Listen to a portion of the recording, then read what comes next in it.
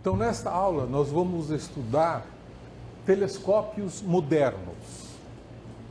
O que entendemos por um telescópio moderno? O telescópio moderno é o que sucedeu aos telescópios clássicos. Os telescópios clássicos são aqueles que evoluíram desde o tempo do Galileu, que inventou uma luneta muito simples, né? Até o telescópio clássico mais moderno, que é o telescópio do Monte Palomar. O telescópio do Monte Palomar, ele tinha um espelho de 5 metros de diâmetro. E este espelho era rígido. E para ser rígido, ele tinha que ser muito grosso. E sendo muito grosso, ele pesava muito, né? E percebeu-se que não era possível fazer espelhos rígidos maiores do que 5 metros. Nunca ninguém conseguiu fazer isso. Por quê? Porque se você fizer um espelho rígido, muito grande, ele tem que ser muito espesso, ele pesa muito, então quando o telescópio gira apontando de uma estrela para outra estrela, o peso do espelho, ele vai fazer com que a superfície se deforme, né? Então não é possível construir um espelho rígido maior do que 5 metros. Então, com isso, para superar a barreira dos 5 metros de espelho, inventou-se a ótica ativa. Para superar a barreira dos 5 metros, inventou-se a ótica ativa. Tá? E isto é uma das características dos telescópios modernos. Os espelhos primários têm um aparato chamado de ótica ativa, e para isso o espelho tem que ser fino, ele tem que ser flexível, como uma grande lente de contato, de forma que você possa, na verdade, ativar a ótica a qualquer momento, né? Então, essa é uma das características dos telescópios modernos. A outra característica é a ótica adaptativa. Não confundir com ótica ativa. A ótica adaptativa tem o objetivo de corrigir os efeitos da turbulência atmosférica.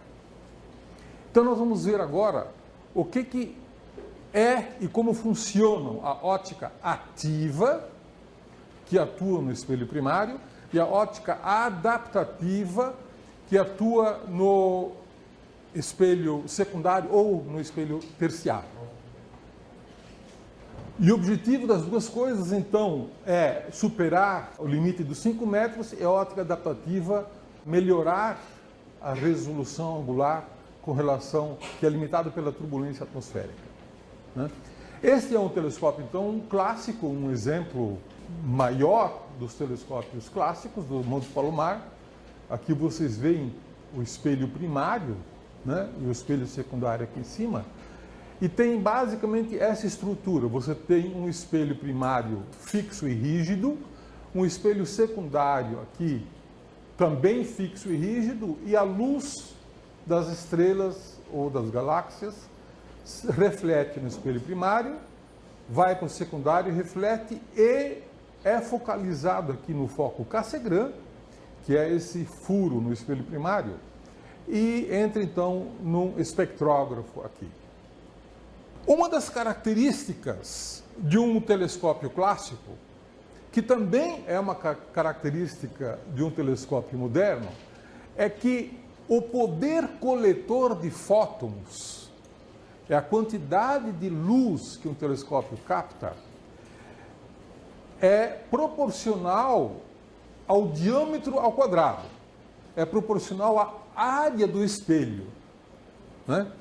É claro, um telescópio com 4 metros quadrados capta o dobro de luz de um telescópio de 2 metros quadrados. É muito simples. Então, isso vai com o diâmetro do espelho. Então, nós podemos fazer uma comparação entre os diversos telescópios existentes. Se você considerar o olho humano, como a unidade básica de captação de luz, vamos chamar o olho humano então de 1x, e o olho humano tem aproximadamente meio centímetro de diâmetro, a pupila tem meio centímetro de diâmetro, né? Então, você comparar isso com o telescópio do Galileu, que tinha 10 centímetros de diâmetro, ele tem 400 vezes mais área coletora e, portanto, capta 400 vezes mais luz do que o olho humano, né? Isso foi uma grande revolução. Já o telescópio espacial tem 2,40 m, ele tem uma área coletora de luz de 250 mil vezes do olho humano. 250 mil em termos de área coletora de luz apenas. É essa comparação que nós estamos fazendo. O telescópio Palomar de 5 metros corresponde a 1 milhão de olhos humanos. Tá? O telescópio Gemini, que é um telescópio de 8 metros, corresponde a 2,5 milhões de olhos humanos. E o telescópio GMT, Giant Magellan Telescope, que é um telescópio de 25 metros, que está sendo projetado para ser construído nos próximos anos, corresponde a 25 milhões de olhos humanos, né? Então aí você tem um termo de comparação de como é que evoluiu a capacidade de captar luz pelos telescópios, né? Um outro ponto que é importante é a nitidez do telescópio. Não basta você aumentar a capacidade de captar luz. Por exemplo, o telescópio espacial tem a metade do diâmetro de um telescópio Hubble, mas ele tem uma nitidez, uma resolução angular que é 10 vezes melhor do que o Monte Palomar. E é por isso que ele fez tanto sucesso. Não é porque ele capta mais luz, é porque ele tem mais nitidez, mais resolução angular. O que é uma resolução angular? Vamos lá. Uma resolução angular se mede em segundos de arco. Segundo de arco é uma medida de ângulo, né? Uma circunferência tem 360 graus. Cada grau tem 60 minutos de arco. E cada minuto de arco tem 60 segundos de arco, né? Então, por exemplo, para vocês terem uma ideia do quanto que isso representa, o diâmetro aparente da Lua é de 1.800 segundos aproximadamente. 1.800 segundos, né? Se você pegar uma moeda de 10 centavos e colocar a uma distância de 5 metros, o diâmetro que você vai enxergar essa moeda é de 400 segundos de arco, né? 400 segundos de arco. A vista humana consegue enxergar o diâmetro, consegue até dizer que isto é uma moeda. Talvez até qual é o valor da moeda. Porque a vista humana tem uma resolução de aproximadamente 80 segundos de arco, e portanto melhor do que uma moeda de 10 centavos a 5 metros de distância. Se você colocar essa mesma moeda a 1 quilômetro de distância, o diâmetro dela será de 2 segundos de arco, que é aproximadamente a nitidez, a resolução que um telescópio clássico tem. Quando você estuda uma estrela, fotografa uma estrela, uma galáxia, uma nebulosa, esse é o limite da resolução. 2 segundos de arco a 1 segundo de arco, né? Mas se você colocar essa moeda a 20 km de distância, ela vai ter um diâmetro aparente de 0,1 segundo de arco, que é a resolução do telescópio espacial. Se você pegar uma moeda de 10 centavos e colocar 20 km de distância, o telescópio espacial seria capaz de dizer que isso é uma moeda. Tá?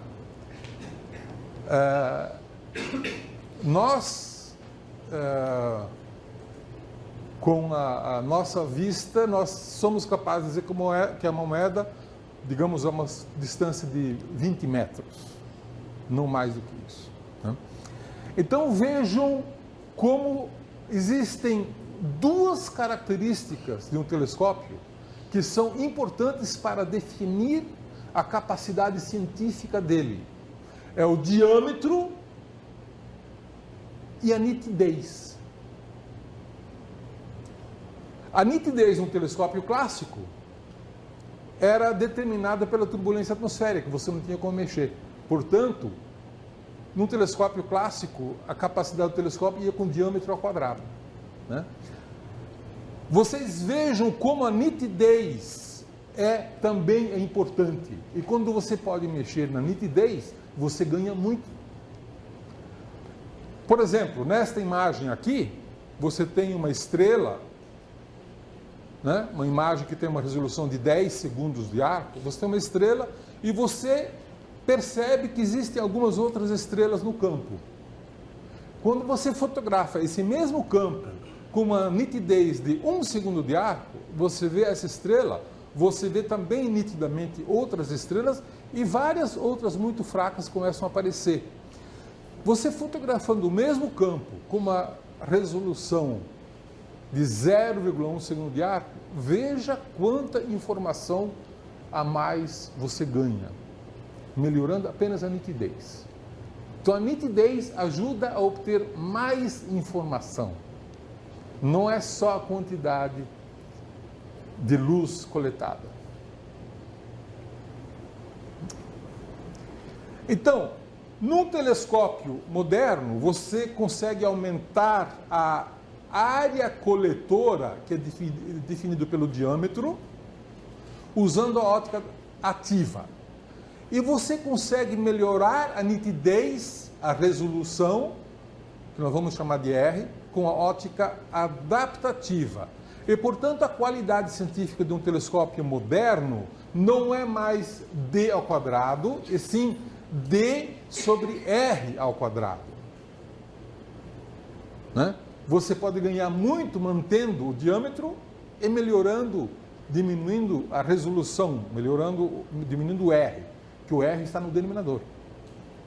Né? Esta é o que nós chamamos de a figura de mérito da qualidade de um telescópio, né? Que é o que nós queremos otimizar com as técnicas de ótica ativa e ótica adaptativa.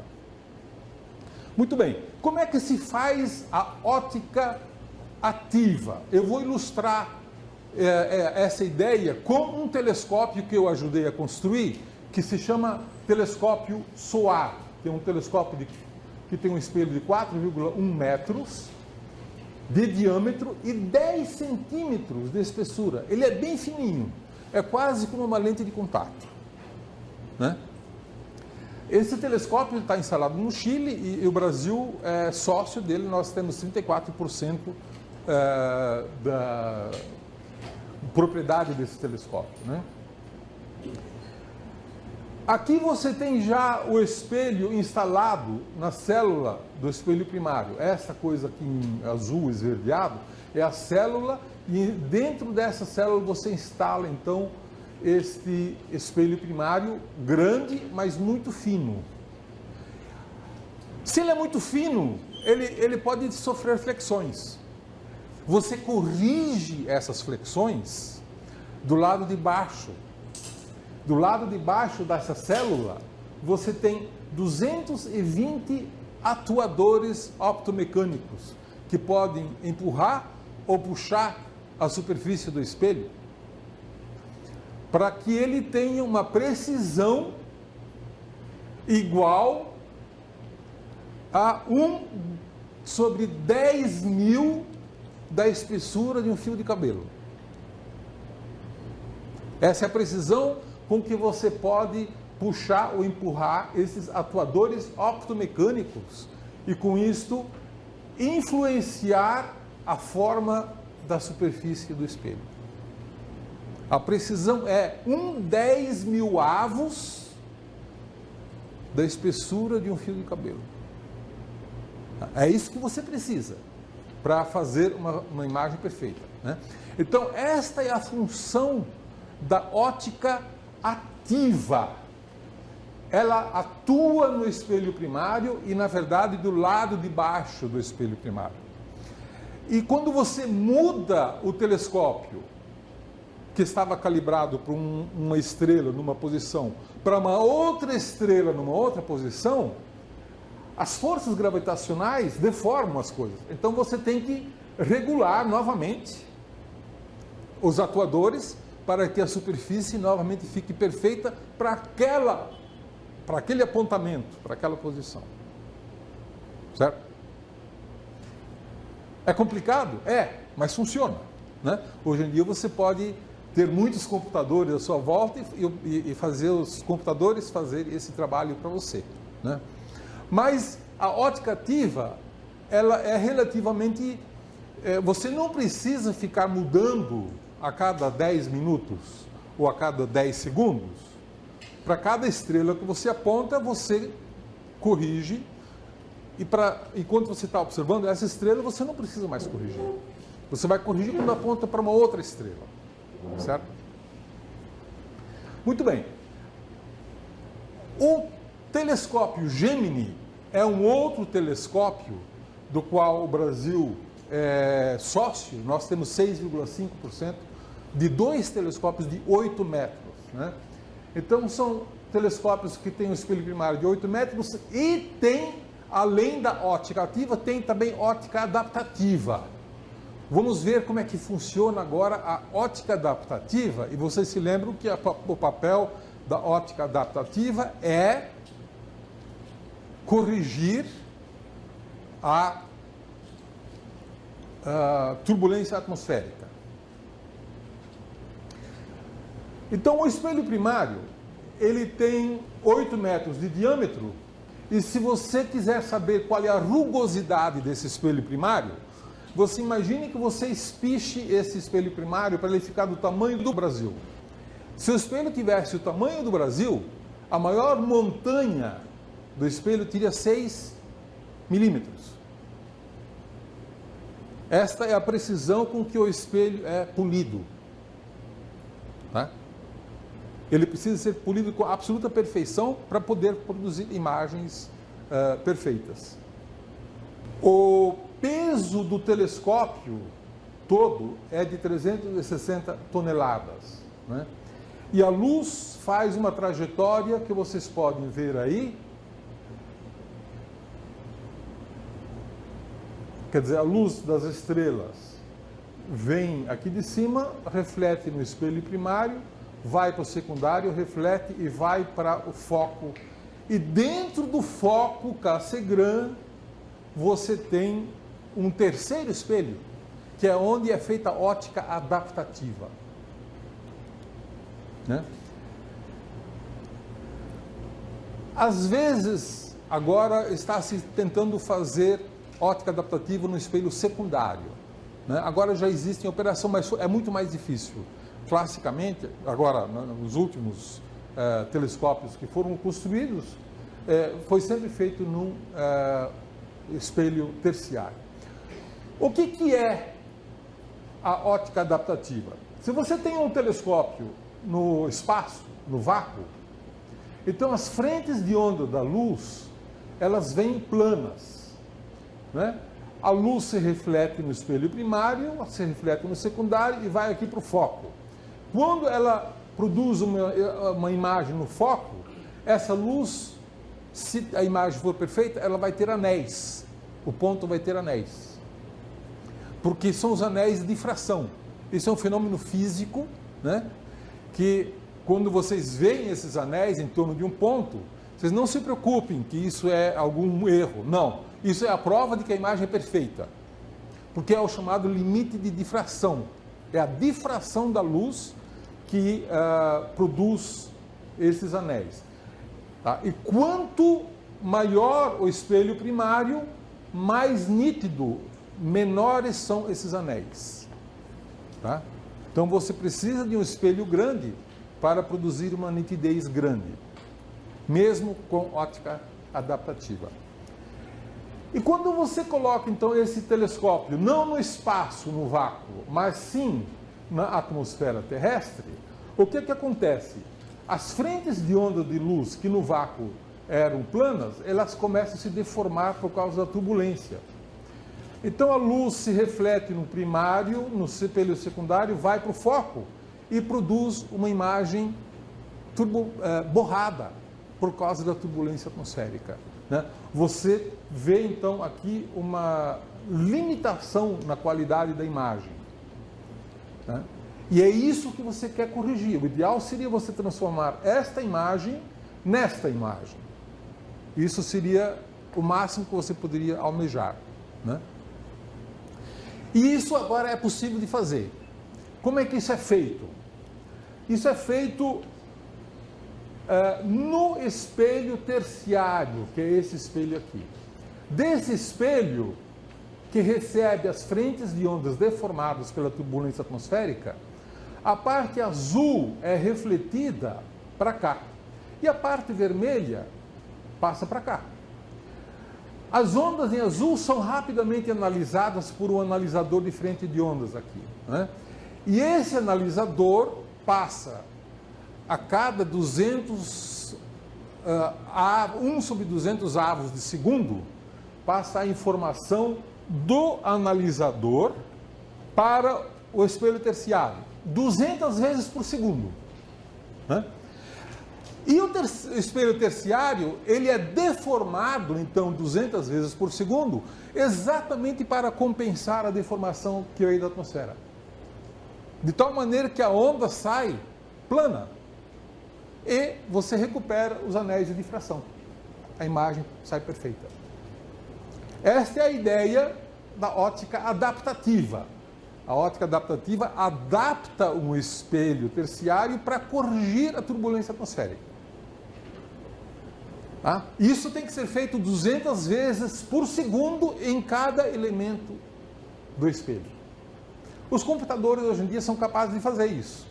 Ler a deformação, processar a informação e corrigir os espelhos 200 vezes por segundo, né? Com isso você consegue corrigir a turbulência atmosférica. Então, agora você pode fazer uma imagem perfeita com um telescópio de 8 metros, sem a necessidade de colocar esse telescópio de 8 metros no espaço, que seria extremamente caro, né, de um custo praticamente inacessível. Quando você tem uma estrela lá no céu brilhante, você usa a luz dessa estrela para analisar e corrigir a forma do espelho terciário. E se você não tem uma estrela brilhante lá no céu, você tem uma galáxia fraca, como é que você faz? A galáxia não emite luz suficiente para você fazer a ótica adaptativa. Então o truque é o seguinte: constrói-se um laser de sódio e se planta uma estrela artificial a 90 km de altura, existe uma camada de sódio neutro, você joga, é um laser assim como isso aqui, você joga o laser lá em cima, né, na atmosfera, e você cria uma estrela artificial, certo? E aí você usa essa estrela artificial para fazer a ótica adaptativa. Se você corrige a frente de onda dessa estrela artificial, você também está corrigindo a frente de onda da galáxia, e a galáxia fica nítida, né? Perfeito. Nós tivemos um pequeno problema. Eu fui do conselho diretor do telescópio Gemini nos 5 primeiros anos de construção do telescópio Gemini. Durante 2 anos eu fui vice-presidente do consórcio. E nessa época nós tivemos um problema no Havaí, porque o Gemini Norte foi instalado no Havaí, porque os ecologistas do Havaí protestaram porque nós estávamos poluindo o céu com estrelas artificiais. E entraram com uma ação na justiça que nós tivemos que negociar e assim por diante, para eles permitirem que a gente fizesse estrelas artificiais no céu para fazer ótica adaptativa. Hoje, quando você vê um telescópio, e se você vê um feixe de luz subindo para o céu, você pode imaginar que isso é um laser que está sendo usado para fazer ótica adaptativa. E atualmente já está se fabricando espelhos secundários que são adaptativos também. Já tem 5 em operação agora no mundo. 5 espelhos secundários que produzem ótica adaptativa. E isso foi um avanço muito grande nessa questão de óptica adaptativa, né? E com isso a gente consegue produzir imagens, agora isso aqui é produzido com o telescópio Gemini, né? você vê essas estrelas todas com anéisinhos, né, em torno, o que prova que você atingiu o limite de difração. Esse é o máximo que a física permite que você consiga atingir, né? E o efeito da ótica adaptativa? Se você pegar o núcleo de uma galáxia, né, que fotografa o núcleo da galáxia aqui do solo, com uma resolução angular de 1 segundo de arco, que é o que tem essa galáxia NGC 4621, se você agora observar essa mesma galáxia, esse mesmo núcleo, com ótica adaptativa, o que você vai ver é isso. E aí você descobre, sim, aqui no centro tem um buraco negro, né, que está emitindo luz, né? Que sem ótica adaptativa você não tem essa informação, né? Você só consegue uma nitidez melhor com ótica adaptativa, tá certo? Esse o efeito extremamente grande sobre a quantidade de informação que você pode coletar num telescópio moderno, né? Se você usa, então, esses dois conceitos de ótica ativa e adaptativa. Radiotelescópios, que são também telescópios modernos, né? Em 1931, um sujeito chamado Karl Jansky descobriu que a Via Láctea emite ondas de rádio, né? E isso abriu uma nova janela fantástica para a ciência, né, que se chamou de radioastronomia, né? Então começou-se a estudar e percebeu-se que muitas estrelas são fontes de rádio, muitas galáxias são fontes de rádio, muitos quasares e assim por diante, né? Então, hoje nós temos telescópios modernos, radiotelescópios modernos, em grandes pratos, né? Esse aqui é o maior deles, que é o radiotelescópio do Arecibo, tem 300 metros de diâmetro e ele é escavado no solo, né? 300 metros, e o foco dele que muda para acompanhar os objetos, né? Uma outra característica muito importante é que os radiotelescópios também podem fazer interferometria, né?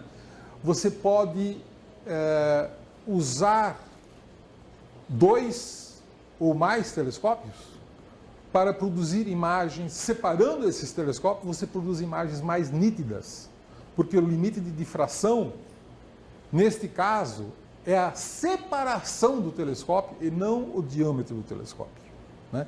E isso chama-se interferometria. E essa técnica é extremamente importante, e por isso que vocês podem ver muitas vezes radiotelescópios em séries, né, de vários radiotelescópios separados de uma certa distância, e a distância máxima dos radiotelescópios permite definir qual é a nitidez com que você pode produzir a imagem, né?